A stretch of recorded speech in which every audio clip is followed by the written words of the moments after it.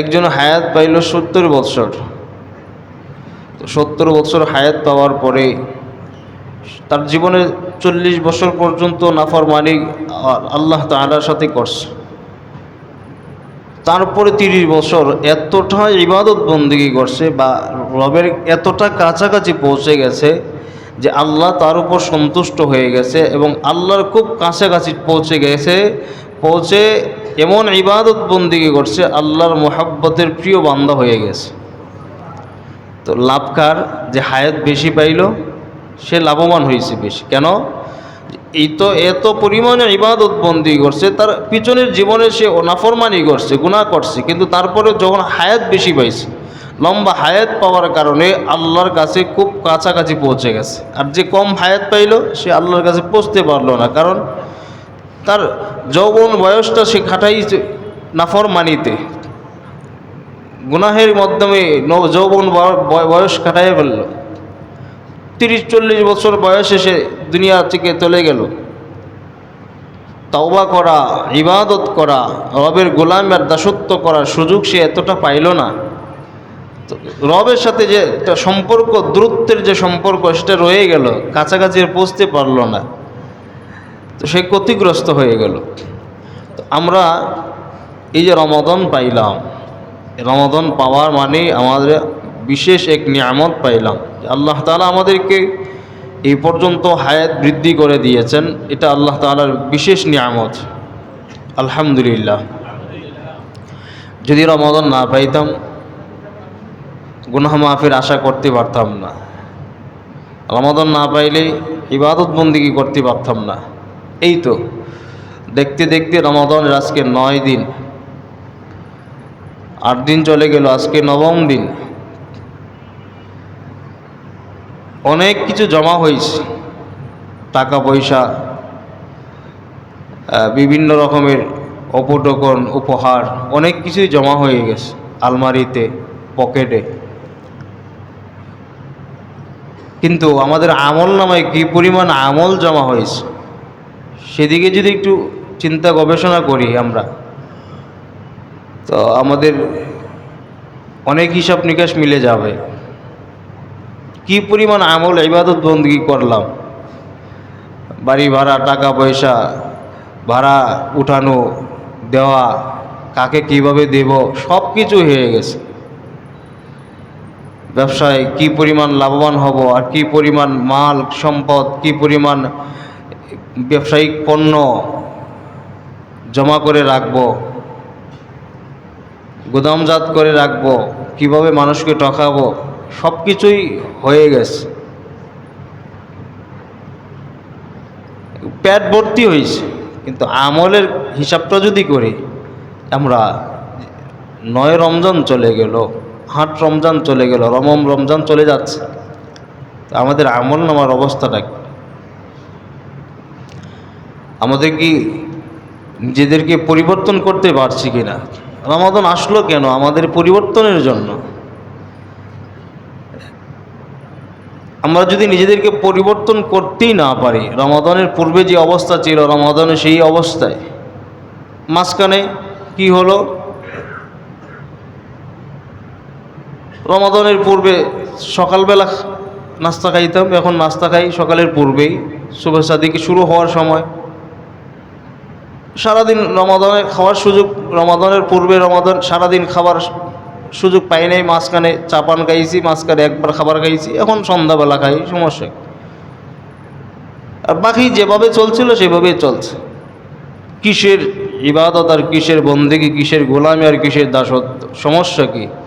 আমাকে আল্লাহ তাআলা টাকা পয়সা দিয়েছে, আমাকে আল্লাহ তাআলা শক্তি সামর্থ্য দিয়েছে, হায়াত দিয়েছে, সুস্থতা দিয়েছে, চলতেছে, সমস্যা কি? এই যে একটা জীবন, আমাদের কোনো পরিবর্তন আনতে পারি নাই আমরা। রমাদান এসে আমাদের লাভ কি হলো?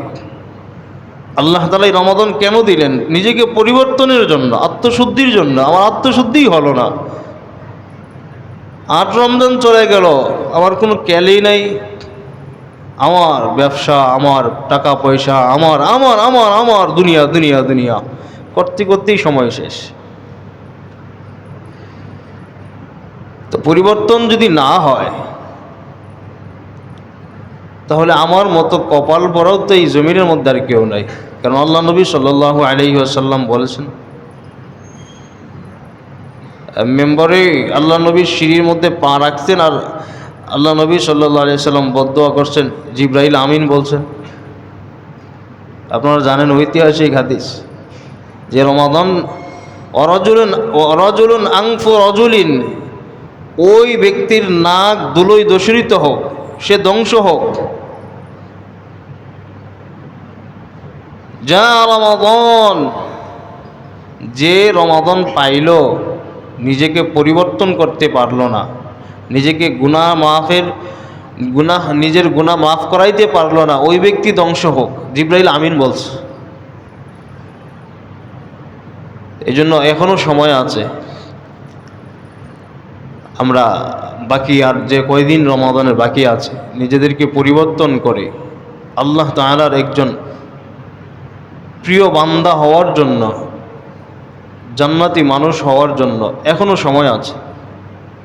তাওবা করে ইস্তিগফার করে আল্লাহর কাছে ফিরে আসি। ডাক চলে আসলেই চলে যেতে হবে, এক সেকেন্ড সময়ও দেওয়া হবে না। পৃথিবীর ইতিহাসে এমন দৃষ্টান্ত আছে, আপনারা বলতে পারবেন? প্রেসিডেন্টের কাছে আজরাইল আসছে, আয়েশা প্রেসিডেন্টকে বলছে, ভাই তোমাকে নিয়ে যেতে আসছি। তো তাকে 5 মিনিট সময় দেওয়া হয়েছে, 1 মিনিট সময় দেওয়া হয়েছে না, আমাকে দিবে 1 মিনিট সময়? এই পৃথিবীতে এমন দৃষ্টান্ত নাই কাউকে 1 মিনিট সময়, 1 সেকেন্ড সময়ও দেওয়া হয় না। বরং এমন দৃষ্টান্ত আছে, এমন দৃষ্টান্ত আছে এই জমিনের মধ্যে। আল্লাহ তাআলা এই দৃষ্টান্ত স্থাপন করেছেন আমাদের শিক্ষার জন্য। এত কষ্ট করে কোটি কোটি কোটি টাকা খরচ করে, এত কষ্ট আর মেহনত করে জান্নাত পর্যন্ত বানাইছে, জান্নাতে প্রবেশ করার সময় পর্যন্ত দেওয়া হয় না। আপনারা জানেন না সাদ্দাতের সেই ঘটনা? এই পৃথিবীর দৃষ্টান্ত, এই পৃথিবীতে এমন একটা দৃষ্টান্ত আল্লাহ তাআলা রেখে দিয়েছেন নবী সুলাইমান আলাইহিস সালামের। নবী সুলাইমান আলাইহিস সালাম কি নিজের বাড়ি তৈরি করতেছিলেন, নিজের ঘর বানাইতেছিলেন? না, মসজিদুল আকসা নির্মাণ করতেছেন নবী সুলাইমান আলাইহিস সালাম, দাঁড়িয়ে রয়েছেন। ফেরেশতারা নির্মাণ করতেছে, জিন্নাতরা নির্মাণ করতেছে। আজরাইল আল্লাহ তাআলা পাঠিয়ে দিয়েছেন, সময় দেওয়া হয় না। নবী সুলাইমান আলাইহিস সালামকে মসজিদ নির্মাণের শেষ পর্যন্ত সময় দিতে পারতেন না, সময় দেন নাই। আল্লাহ তাআলা তাকে এইভাবেই দাঁড় করিয়ে রাখছেন, অথচ তার ভিতরে রূহ ছিল না, আত্মা ছিল না। আল্লাহ তাআলা দুনিয়া থেকে উঠিয়ে নিয়ে গেছেন, কিন্তু জিন্নাতরা বুঝতে পারে নাই। দীর্ঘদিন পর্যন্ত, প্রায় 250 বছর পর্যন্ত দাঁড়িয়েছিল। কোনো কোনো রেওয়ায়েতে আছে 150 বছর, 130 বছর, এত লম্বা একটা সময় দাঁড়িয়ে রয়েছে। আর জিন্নাতরা ওই মসজিদুল আকসার বাকি কাজ শেষ করছে, আল্লাহ তাআলা সুযোগ দেয় নাই। তাহলে আমাকে, আপনাকে, আমাদেরকে সুযোগ দিবে? 1 মিনিট সময় দিবে? অসম্ভব। এই সময় আর এই সুযোগ দেওয়া হবে না। এই জন্য আল্লাহ রাব্বুল আলামিন কুরআনুল হাকীমের সূরা মুনাফিকুনের 11 নম্বর আয়াতে কারিমায় আল্লাহ তাআলা বলছেন, সূরা ইউনূসের 73 নম্বর 24 নম্বর আয়াতে বলছেন, আল্লাহ তাআলা সূরা আনআমের 54 নম্বর আয়াতে বলছেন, আল্লাহ তাআলা কুরআনুল কারীমের সূরা ইউসুফের 52 নম্বর আয়াতে বলছেন। আল্লাহ তাআলা কুরআনুল কারীমে বারংবার এই কথাটাই বোঝাচ্ছেন, হে পৃথিবীর মানুষ, আমি তোমাকে পাঠাইলাম, এমনিতেই পাঠাই নাই। আমি তোমাকে যখন ডাক দেব তখন কিন্তু এই সুযোগ দেওয়া হবে না। ওয়ালিকুল্লি উম্মাতিন আজাল ইজা জা আজালুহুম লা ইস্তাখিরুনা সাআ ওয়ালা ইস্তাকদিমুন। ডাক আসবে, চলে আসতে হবে, ডাক দিব, চলে আসতে হবে। 1 সেকেন্ড সময় তোমাকে দেওয়া হবে, তুমি পাইবা না। যা আজালুহুম লা ইস্তাখিরুনা সাআ, 1 মিনিট সময় তুমি পাইবা না, এই সুযোগই পাইবা না। তুমি এই কথাটা বলার সুযোগ পাইবা না যে আল্লাহ, আমি আর জীবনে যা করছি, অপরাধ করছি, অন্যায় করছি, ভুল করছি, আল্লাহ আমাকে মাফ করে দাও, এই সুযোগটা পর্যন্ত তোমাকে দেওয়া হবে না। এমন কথা বলা, ইস্তিগফার বলা, তওবা করা, ফিরে আসার সুযোগ পর্যন্ত তোমাকে দেওয়া হবে না। তাহলে তুমি কিসের আশায়, কিসের তামাশায়, আর কিসের ভালোবাসায়, কিসের মহব্বতে তুমি দুনিয়ার জীবন কাটাচ্ছ? চিন্তা করছ? আল্লাহ বলেন ওয়ালিকুল্লি উম্মাতিন আজাল ফাইদা জা আজালুহুম লা ইস্তাখিরুনা সাআ, 1 মিনিট সময় দেওয়া হবে না, 1 সেকেন্ড সময় দেওয়া হবে। প্রিয় মুসল্লি ভাইয়েরা, এজন্য আমরা যেহেতু সামনে রমাদান আরও প্রায় 21 দিন বা 10-20 দিন আছে, আমরা এই সময়ের ভিতরে নিজেদেরকে পরিবর্তন করার জন্য চেষ্টা করব ইনশাআল্লাহ। রমাদানের আজ দ্বিতীয় জুমায় আমরা, রমাদান আমাদের আত্মশুদ্ধির জন্য আসছে, আমাদের নিজেদেরকে পরিবর্তনের জন্য আমাদের কাছে আসছে। এক বিশেষ ওয়াফার, এক বিশেষ নিয়ামত আল্লাহ তাআলা আমাদেরকে দিলেন। এই রমাদানে আরেকটা বিশেষ অফার হলো, বিশেষ নিয়ামত হলো আল্লাহ তাআলার যত আহকামাত আল্লাহ তাআলা আমাদেরকে দিয়েছেন, যত হুকুম করেছেন, তার মধ্যে অন্যতম একটা বিশেষ হুকুম, বিশেষ বৈশিষ্ট্য রমাদান মাস। কারণ আমরা জানি ইসলামের বুনিয়াদ বা ইসলামের ভিত্তি, ইসলামের স্তম্ভ কয়টি? সবাই জানি না? 5টি। আল্লাহ নবী সাল্লাল্লাহু আলাইহি সাল্লাম বলছেন, বুনিয়াল ইসলামু আলা খামস শাহাদাতি আল্লা ইলাহা ইল্লাল্লাহ ওয়া আন্না মুহাম্মাদার রাসূলুল্লাহ ওয়া ইকামিস সালাতি ওয়া ইতাইজ যাকাত ওয়াল হজ্জি ওয়া সাওমি রমাদান। ইসলামের ভিত্তি আমরা সবাই জানি যে 5টা বা 5টা স্তম্ভের উপর ইসলাম দাঁড়িয়ে আছে, 5টা পিলারের উপর ইসলাম দাঁড়িয়ে আছে। 1 নম্বর কি? কালিমা। 1 নম্বর কালিমা। 2 নম্বর নামাজ। 3 নম্বর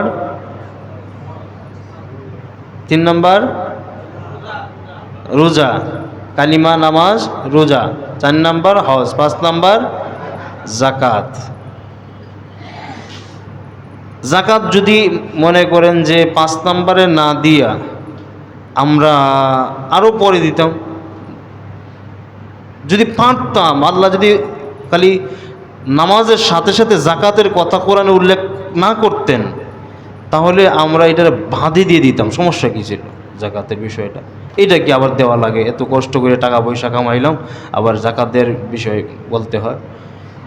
আমরা নিয়ে নিলাম কোথায়? 5 নম্বরে। আর হাদিসের মধ্যে আল্লাহ নবী আনছেন 3 নম্বরে, আমরা নিলাম 5 নম্বরে। যদি সম্ভব হতো কোরআনে যদি বারবার আল্লাহ তাআলা আকিমুস সালাতা ওয়া আতুজ যাকাত ওয়া আকিমুস সালাতা ওয়া আতুজ যাকাত আল্লাহ না বলতেন, মানে সালাতের সাথে সাথে যাকাতের কথা না বলতেন, তাইলে চাইলে আমরা আরও অনেক পরে নিয়ে যেতাম, 15 নম্বরে নিয়ে যেতাম, আরও বাড়াইলাম, সমস্যা কি? এত কাছাকাছি যাকাত থাকলে হয়? তা আমরা নিলাম কোথায়? 3 নম্বরে। আল্লাহ নবী হাদিসের মধ্যে আসছে 3 নম্বরে, সহিহ বুখারীর হাদিস 3 নম্বর। আর আমরা নিলাম কোথায়? 5 নম্বর। বুনিয়াল ইসলামু আলা খামস শাহাদাতি আল্লা ইলাহা ইল্লাল্লাহ 1 নম্বর, ওয়া ইকামুস সালাত 2 নম্বর, ওয়া ইতাইজ যাকাত 3 নম্বর। 3 নম্বর হলো যাকাত। আর আমরা নিলাম কোথায়? কালিমা, নামাজ, রোজা, হজ, যাকাত। আর কুরআনুল কারীমের মধ্যে আসছে ওয়া আকিমুস সালাত ওয়া আতুজ যাকাত, ওয়া আকিমুস সালাত ওয়া আতুজ যাকাত। এই যাকাতের যে বিধান আল্লাহ তাআলা আমাদেরকে দিলেন, এই বিধানটাও আল্লাহ তাআলা আমাদেরকে নিজেদেরকে আত্মশুদ্ধির জন্য দিয়েছেন, নিজেদেরকে পরিবর্তনের জন্য, নিজেদেরকে সংশোধনের জন্য আল্লাহ তাআলা দিয়েছেন। সিয়াম যেমন, সিয়ামের বিধান যেমন আল্লাহ তাআলা আমাদেরকে দিয়েছেন নিজেকে পরিবর্তনের জন্য, যাকাতের বিধানও আমাদেরকে আল্লাহ তাআলা নিজেকে পরিবর্তনের জন্য দিয়েছেন। তো দেখেন, আমরা যাকাতের সম্পর্ক যদিও রমাদানের সাথে না, যাকাতের সম্পর্ক হলো বছর অতিক্রান্ত হওয়ার, 1 বছর পরিপূর্ণ হওয়া। তো সেটা যদি আপনার শাওয়াল মাসে হয়, সেটা যদি রজব মাসে হয়, শাবান মাসে হয়, তো সেই সময়ই আপনার উপর যাকাত ফরজ, রমাদানের সাথে সম্পর্ক না। আপনার 1 বছর অতিক্রম হইল, শাওয়াল মাস থেকে আপনার টাকা পয়সা জমা শুরু হইল, বা আপনার প্রয়োজনের অতিরিক্ত কিছু টাকা, যে পরিমাণ টাকা হলে আপনার উপর যাকাত ফরজ হয়, সেই পরিমাণ টাকা আপনার জমা হইল।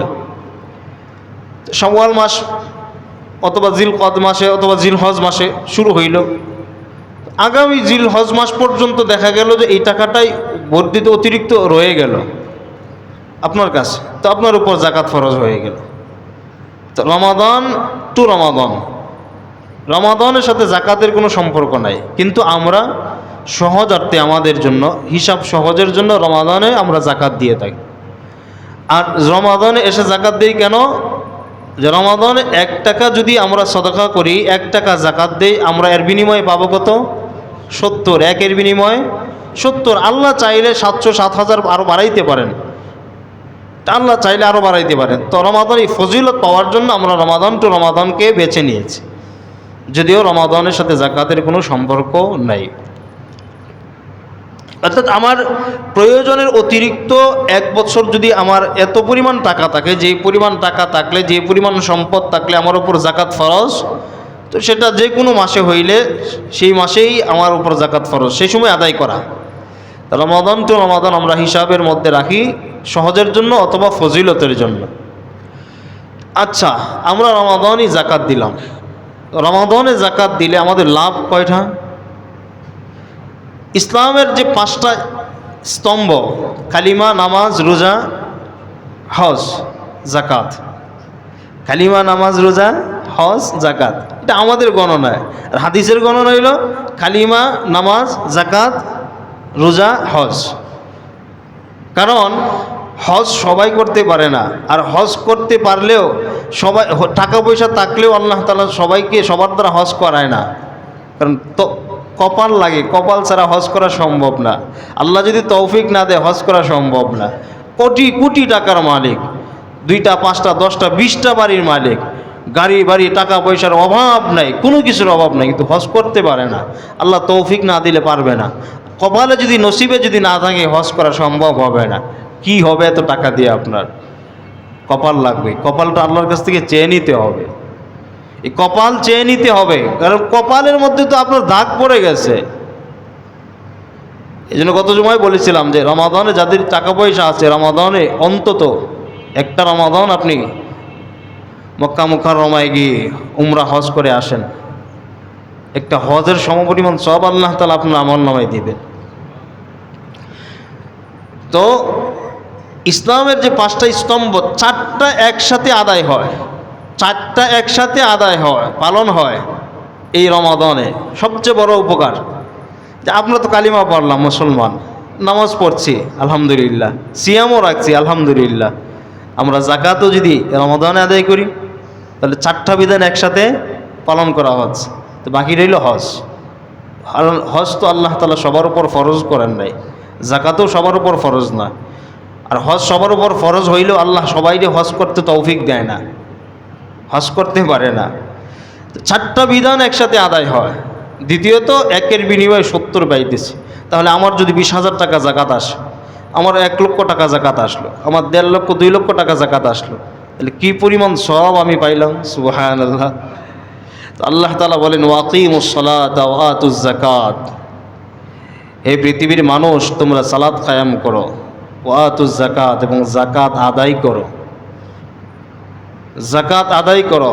ওমা তুকদ্দিমু লিআনফুসিকুম, এই যে উত্তম কাজটা, জাকাত দেওয়া, সালাত আদায় করা, জাকাত প্রদান করা, এই কাজটা তোমরা যে করছো, ওমা তুকদ্দিমু লিআনফুসিকুম, তোমরা তোমাদের নিজেদেরকে অগ্রগামী করে নাও, দ্রুত গতিতে একটু অগ্রসর হয়ে নাও, নিজেদেরকে আগে বাড়িয়ে দাও। ওমা তুকদ্দিমু লিআনফুসিকুম, তুমি তোমার কদমকে সামনের দিকে নিয়ে যাও। কেন? ওমা তুকদ্দিমু লিআনফুসিকুম মিন খায়র, এটাই তোমার জন্য উত্তম হবে। আল্লাহ তাআলা বলছেন সূরা বাকারার 110 নম্বর আয়াত, ওমা তুকদ্দিমু লিআনফুসিকুম মিন খায়র, তুমি তোমাকে সামনের দিকে নিয়ে যাও এই উত্তম কাজে, মিন খায়র, এটা তোমার জন্য ভালো হবে। তাজিদুহু ইনদাল্লাহ, আর এটার ফলাফল, এটার বিনিময়, এটার বেনিফিট তুমি আল্লাহর কাছ থেকে পাবা। সুবহানাল্লাহ। তাজিদুহু ইনদাল্লাহ, এটা আল্লাহর কাছ থেকে তুমি পাবা। তো আমরা কি করি? মানুষের কাছ থেকে পাওয়ার জন্য আল্লাহ বললেন কি, এই উত্তম কাজে, সালাতে, জাকাতে তুমি তোমার নিজেকে সামনের দিকে অগ্রসর করো। আর আমরা করি কি? এই আগামী জুমার দিন এলান করে দাও। আব্দুর রহমানের ছেলে আব্দুল্লাহ বুটবাজারে লুঙ্গি বিতরণ করবে, জাকাতের লুঙ্গি, কাপড় বিতরণ করবে, জাকাতের কাপড়। এলান করে দাও এলাকায়। আর 2-4টা ছবি উঠাইয়া মিডিয়াতে ছেড়ে দেওয়া। এটা হলো জাকাতের নামে বন্ডামি। আরেকটা রমাদান আসলে আরেকটা আওয়াজ শোনা যায় বিভিন্ন দোকানপাটে যে জাকাতের লুঙ্গি আছে, জাকাতের লুঙ্গি নিয়ে যান, জাকাতের লুঙ্গি। আচ্ছা বলুন তো, আল্লাহ তাআলা কি জাকাতের লুঙ্গিও নির্ধারণ করে দিছে? জাকাতের কাপড় নির্ধারণ করে দিছে? আল্লাহ তাআলা, আল্লাহর এই সমস্ত ওলি যারা আছে এরা তো আল্লাহর ওলি, আল্লাহর ওলি না? আল্লাহ তাআলা তো বলছেন ওয়াইলুল লিল মুতাফফিফিন আল্লাযীনা ইযা ইকতালু আলান নাসি ইস্তাওফুন ওয়া ইযা কালুহুম আও ওয়াজানুহুম ইখসিরুন। যারা মানুষকে ঠকায়, মানুষকে দুঃখা দেয়, এমন ব্যবসা যারা করে, ওয়াইল নামক জাহান্নাম তাদের জন্য দুর্ভোগ, তাদের জন্য জাহান্নাম, নাউজুবিল্লাহ। তো আল্লাহ তাআলার ওলি তারা ব্যবসায়ী ভাইয়েরা যারা এমনটা করে, জাকাতের লুঙ্গি আর জাকাতের কাপড় যারা বিক্রি করে, আর বন্ড শয়তান আর কতগুলি আছে যে জাকাতের লুঙ্গি বিতরণ করে, জাকাতের কাপড় বিতরণ করে, জাকাতের নামে তামাশা করে। আল্লাহ এদেরকে হেদায়েত দান করুন, সকলে বলে আমিন। আল্লাহ তাআলা আমাদেরকে এই কর্মকাণ্ড থেকে বিরত থাকার তৌফিক দান করুন। রমাদান সিয়াম তো, এর চেয়ে আর বেশি কিছু বলা যাবে না। যদি পরে বিপরীত চলে আসে আল্লাহ মাফ করুক। তো আল্লাহ বলছেন কি, ওয়ামা তুকদ্দিমু লিআনফুসিকুম, তুমি তোমাকে নিজেকে সামনের দিকে অগ্রসর করাও। আর আমরা কি করি? অর্ডার করি যে আমি আগামীকালকে বা পরশু জাকাত দেব, জাকাতের টাকা পয়সা কাপড় লুঙ্গি দেব, বলো এসে নিয়ে যেতে। অথবা যারা জাকাত নেয় তারাও বাড়ি বাড়ি গিয়ে জিজ্ঞাসা করে কি জাকাতের টাকাটা কবে দিবেন?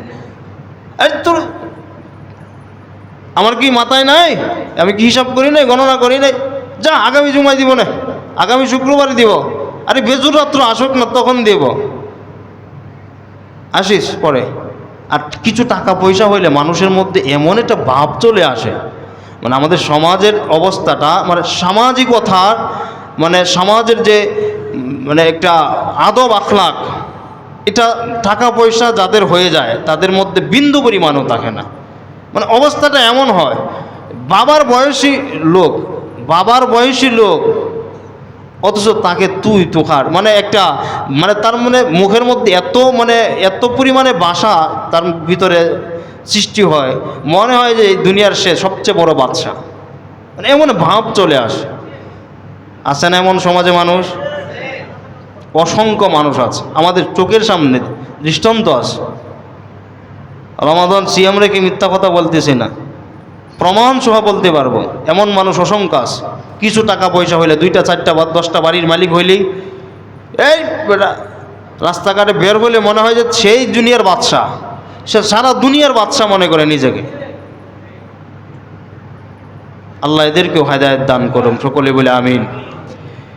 তো আমরা, আল্লাহর বিধান হইল যে জাকাতের টাকাটা, যেটা জাকাত আমার উপর ফরজ, এই জাকাতের টাকা জাকাতের হকদারদের কাছে আমাদেরকে পৌঁছে দেওয়া, এটা হলো আল্লাহর বিধান। আমি জাকাতের হকদারের কাছে আমার উপর জাকাত ফরজ আল্লাহ তাআলা করছেন। এই জাকাতের ফরজের যে টাকাটা আমি যতটুকুন দিব, যাকে দিব, যে হকদার তার কাছে আমি পৌঁছে দেব, সে কেন আমার কাছে আসবে? এটা হলো আল্লাহর বিধান, আমি তার কাছে পৌঁছে দেব। কারণ এই জাকাতের যে টাকাটা দিলেন আল্লাহ তাআলা আমাকে, আর জাকাতের মালিক বানাইলেন আমাকে, আল্লাহ তাআলা এই সম্পদ দিলেন। এই সম্পদ চাইলে আল্লাহ তাআলা কেড়ে নিতে পারেন। যে আমার দুয়ারে আসলো, যে আমার দুয়ারে আজকে সকালে আসলো, সে হতে পারে আল্লাহ তাআলা তাকে আগামীকালকে তার দুয়ারে আমাকে যেতে হতে পারে, যদি আল্লাহ তাআলা আমাকে ফকির বানিয়ে দেন। চাইলে আল্লাহ পারেন। তো তাকে আল্লাহ তাআলা জাকাতের মালিক বানায় দিলেন, জাকাত দাতা বানাইলেন, আর আমাকে আল্লাহ চাইলে ফকির বানাইতে পারেন। এটা পারেন কি পারেন না? পারেন। এই জন্য এই টাকা পয়সা নিয়ে অহংকার করা, গর্ব করা, অহমিকা করা, এটা আমাদের জন্য কখনো উচিত নয়।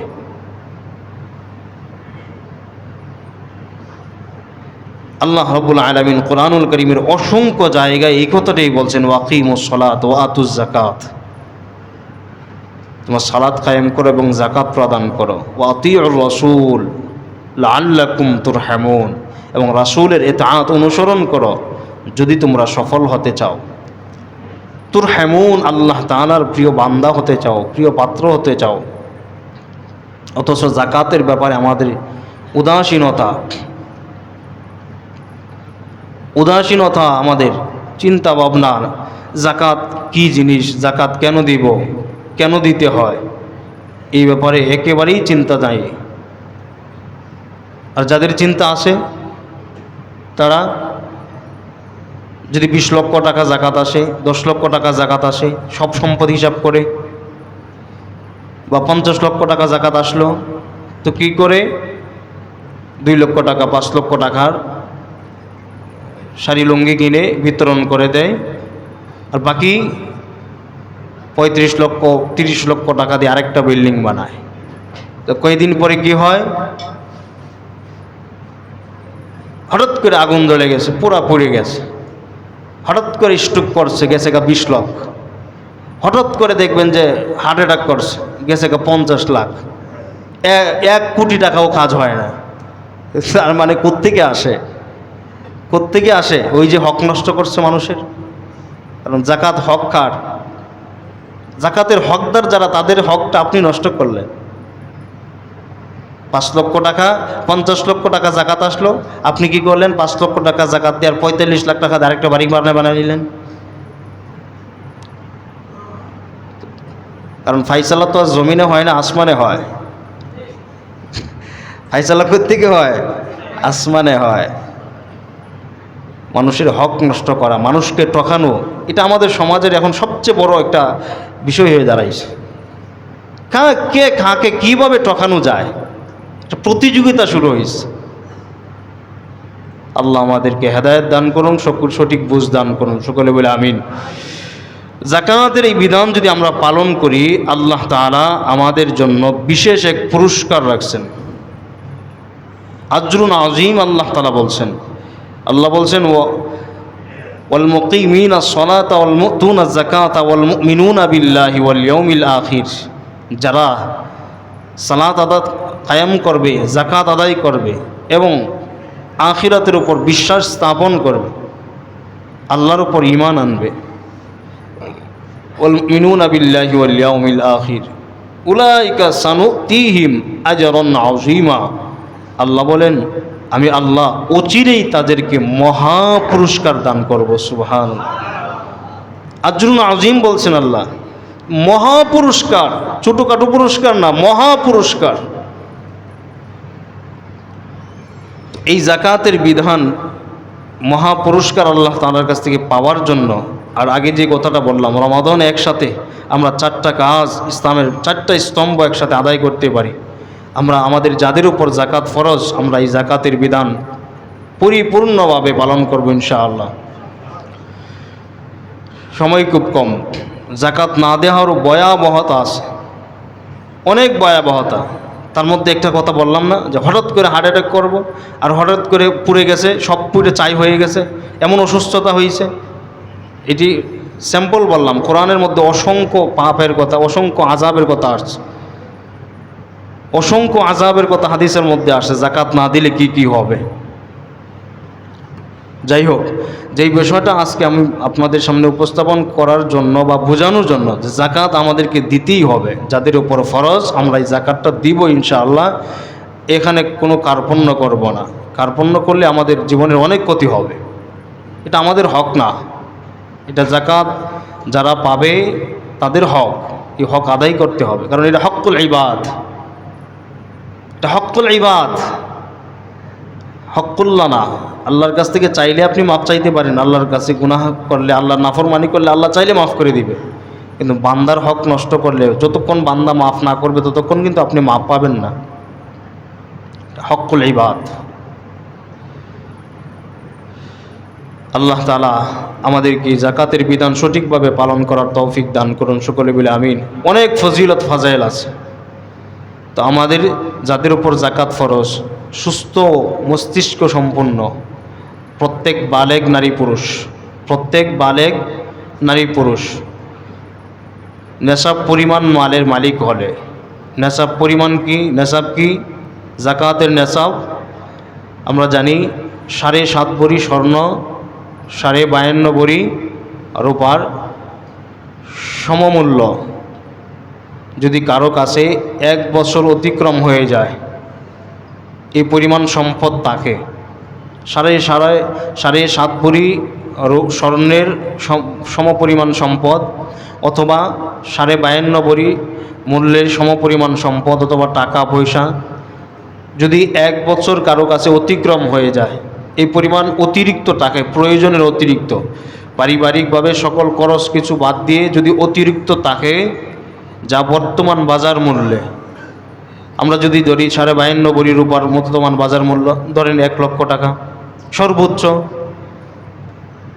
যদি 22 ক্যারেট রূপার মূল্য ধরি তো সর্বোচ্চ 1,30,000 টাকা আসে, বা 1,31,000 টাকা এরকম হয়। তো এই 1,30,000 টাকাই ধরলাম, তো 1,30,000 টাকা আপনার কাছে এই পরিমাণ সম্পদ সব মিলে, স্বর্ণ গয়না সব কিছু মিলায়ও যদি 1,30,000 টাকা আপনার কাছে 1 বছর অতিক্রম হয়ে যায়, এই পরিমাণ সম্পদ তাকে 1,30,000 টাকা থাকে, তাহলে আপনাকে এই 1,30,000-এ প্রতি লক্ষ টাকায় 2,500 টাকা আপনাকে জাকাত দিতে হবে। যদি বাবার উপর আলাদা হয় বাবা আলাদা দিবে, সন্তান যদি আলাদা কামাই করে সন্তান আলাদা দিবে, স্ত্রীর উপর যদি থাকে স্ত্রী আলাদা দিবে। সবাই পরিবারের 5 জনের উপর জাকাত ফরজ, তো সবার পক্ষ থেকে একত্রে একজনে দিয়ে দিলে জাকাত আদায় হবে না, কি হবে না? পরিবারের 5 জনের উপর জাকাত ফরজ, তো এত টাকা কি জাকাত দেওয়া যায়? আরেকটা বিল্ডিং বানানো যাবে না? জাকাত দিলে কি বিল্ডিং বানানো যায়? তো 5 জনে মিলে চিন্তা করে পারিবারিকভাবে ভিতরে বসে, রুমের ভিতরে একসাথে বসে পরামর্শ করলো, এই তুমি 5,000 দাও, আমি 5,000 দিই, তুমি 5,000 দাও, তুমি 5,000 দাও, দিয়া 5 জনে 25,000 টাকা জাকাত দিয়ে দিই, সমস্যা কি? আর আমার যদি দিতে হয় 1 লাখ, আমার কাছ থেকে আমারই আসে 50,000, তোমার আসে 1 লাখ, তোমার আসবে 1.5 লাখ, তোমার আসবে 2 লাখ, এত টাকা জাকাত দিলে আমরা ওই যে জমিটা কিনবো, ওই যে বিল্ডিংটা কিনবো, ওইটা বাড়িটা করবো, তাইলে এইটা কেমনে করবো? এক কাজ করি, গরিব দুঃখীরা আছে, মিসকিনরা আছে, তারা সমাজের মানুষই কী বলবে, তো কাজ করি আমরা সবাই মিলে 25,000 টাকা দিয়ে দিই জাকাত, তাইলে তুই হইতেছে, মানুষ দেখলে সমস্যা কি, ওই গেল। এইভাবে জাকাত আদায় হবে না। প্রত্যেকের উপর জাকাত যদি ফরজ হয় প্রত্যেকে জাকাত দিতে হবে আলাদা আলাদা করে। 4 জনে 5 জনে মিলে পরামর্শ করে জাকাত দিলে হবে, আদায় হবে না। তো কোন কোন সম্পদের উপর জাকাত ফরজ হয়? অনেক মা বোনেরা আছে 2 ভরি 3 ভরি 5 ভরি 10 ভরি স্বর্ণ পর্যন্ত আছে অনেকেরই। মা বোনদের যে স্বর্ণ ব্যবহার করেন, যে স্বর্ণ আলমারিতে রেখেছেন, ব্যবহৃত হোক বা না হোক, সব স্বর্ণের হিসাব করে আপনাকে জাকাত দিতে হবে। কিছু স্বর্ণ আছে, কিছু রূপা আছে, আরও কিছু নগদ টাকা পয়সা আছে, সব মিলিয়ে দেখা গেল নেশাব পরিমাণের মালিক হয়ে গেছেন আপনি, আপনাকে জাকাত দিতে হবে। নগদ টাকা পয়সা, ব্যবসায়ীর পণ্য, কিছু ব্যবসায়ী আছে কিছু পণ্য কি করে আগে মজুত করে রেখে দেয় মানুষকে ঠকানোর জন্য। এই যে পণ্যটা রেখে দিলেন, ব্যবসায়িক পণ্য যেটা আছে ওইটারও হিসাব করে জাকাত দিতে হবে। এবং গৃহপালিত পশু যদি অতিরিক্ত থাকে, নেশাব পরিমাণের মালিক হয়, তাহলে সেটাও জাকাত দিতে হবে। এবং ফসল যে জমি থেকে উৎপন্ন হয়, ফসলটাও যদি নেশাব পরিমাণে হয়, সব মিলিয়ে তাহলে ফসলেরও জাকাত দিতে হবে। তো জাকাত কাদেরকে দিব এটাও আল্লাহ তাআলা কোরআনুল কারীমে বলে দিয়েছেন। সূরা তাওবার 60 নম্বর আয়াতে আল্লাহ বলছেন, ইন্নামাস সাদাকাতু লিল ফুকারা ওয়াল মাসাকিন ওয়াল আমিলিন আলাইহা ওয়াল মুআল্লাফাতি কুলুবুহুম ওয়া ফির রিকাবি ওয়াল গারিমিনা ওয়া ফি সাবিলিল্লাহ ওয়া ইবনিস সাবিল। আল্লাহ তাআলা সূরা তাওবার এই 60 নম্বর আয়াতে 8 শ্রেণীর মানুষ, 8 শ্রেণীর মানুষদের কথা আল্লাহ তাআলা উল্লেখ করে বলছেন যে এই 8 শ্রেণীর মানুষ জাকাত পাওয়ার হকদার বেশি। 8 শ্রেণীর মানুষকে জাকাত তোমরা দিবা। জাকাতের হকদার 8 শ্রেণীর মানুষ আল্লাহ তাআলা বলছেন। 1 নাম্বার ইন্নামাস সাদাকাতু লিল ফুকারা, একেবারে ফকির। 2 নাম্বার মিসকিন, নিঃস্ব, অভাবগ্রস্ত। ওয়াল আমিলিন আলাইহা, এবং জাকাত যারা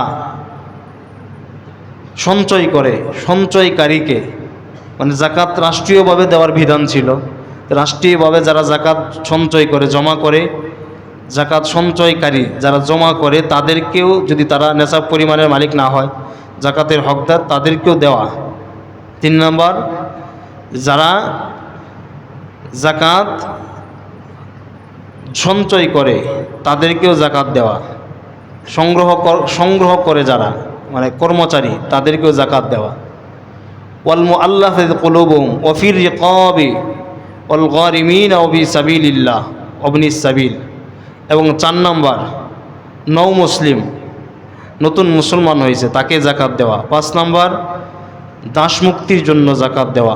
6 নম্বর এক ব্যক্তি ঋণগ্রস্ত আছে, সে ঋণের বোঝা মাথায় নিতে নিতে সে নিঃস্ব হয়ে গেছে, সে পারছে না, চলতে পারতেছে না, একেবারেই সমাজে সবচেয়ে নিঃস্ব হয়ে গেছে, তো তাকে সহযোগিতা করা। ঋণগ্রস্ত ব্যক্তিকে জাকাতের টাকা দিয়ে আপনি সহযোগিতা করতে পারেন।